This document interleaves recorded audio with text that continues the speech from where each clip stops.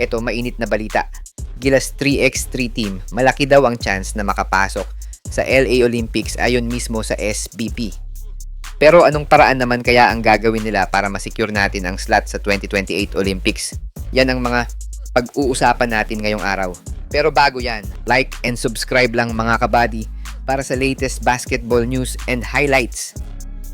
Talaga namang mabubulabog ang basketball world mga idol dahil hindi lang basta laro ang magaganap sa SM Mall of Asia Music Hall ngayong linggo, kundi ang simula ng ating pangarap para sa Los Angeles 2028 Olympics.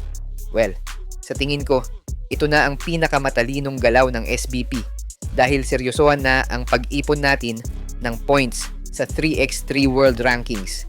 At ito na nga mga idol, ang matinding bakbakan ay mag-uumpisa na dahil host tayo ng dalawang malaking FIBA 3x3 events para siguruhing hindi tayo mapag-iwanan sa karera.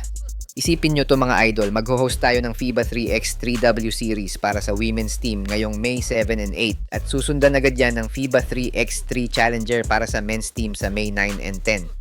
Ayon kay SBP Executive Director Erica D, kailangan nating tambakan ng hosting events ang Pilipinas dahil ito ang fastest way para umakyat ang federation points natin. 3 teams ang isasabak natin sa men's side habang 2 naman sa women's side. Kaya talagang tudubuhos ang ayuda at investment natin sa programang to.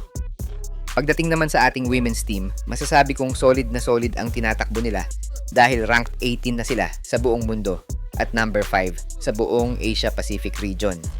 Matapos nilang makuha ang silver medal sa Asia Cup at mag-qualify sa World Cup, masasabi nating nasa tamang track na talaga sila para sa Olympics. Sabi nga ni Miss Erica, parang nasa pinto na tayo ng Olympics pero kailangan nating i-sustain ang momentum na to dahil mahaba pa ang laro hanggang 2028 kaya bawal lang mag-relax. Pero aminin natin mga idol, matindi ang challenge para sa ating men's team dahil nasa rank 39 pa lang sila sa buong mundo at number 9 sa Asia Pacific. Malayo pa ang hahabulin natin kumpara sa women's side pero kitang-kita naman ang improvement nila sa laro kumpara last year sa Asia Cup. Para sa akin, kailangan nating mag-focus sa chemistry at pagpili ng tamang players na fit sa physical at fast-paced style ng 3x3 para mabilis tayong makahakot ng ranking points sa bawat tournament.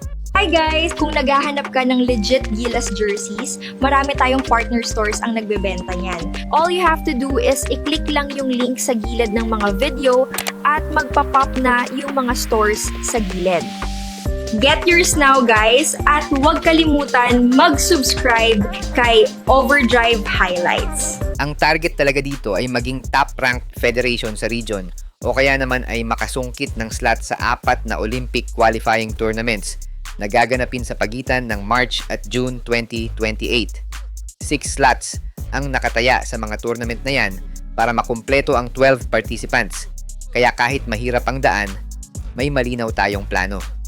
Importante na ngayon pa lang ay naitatanim na natin ang pundasyon dahil hindi pwedeng putyu-putyu ang preparasyon kung gusto nating makipagsabayan sa mga world powerhouse teams. Pero naniniwala ako na kung magpapatuloy ang ganitong suporta at hosting ng malalaking tournaments, hindi malayong makita natin ang Gilas sa Olympic stage ng 3x3. Napakalaking bagay na dito mismo sa atin gaganapin ang bakbakan para makuha natin ang home court advantage at lalong uminit ang suporta ng mga Pinoy fans.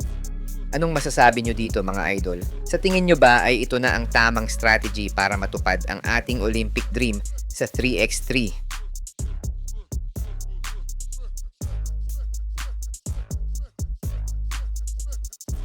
Sa mga gusto pala manood ng laban ng Gilas sa FIBA World Cup qualifiers nang walang delay at free for life, magbibigay po kami ng free live streaming link.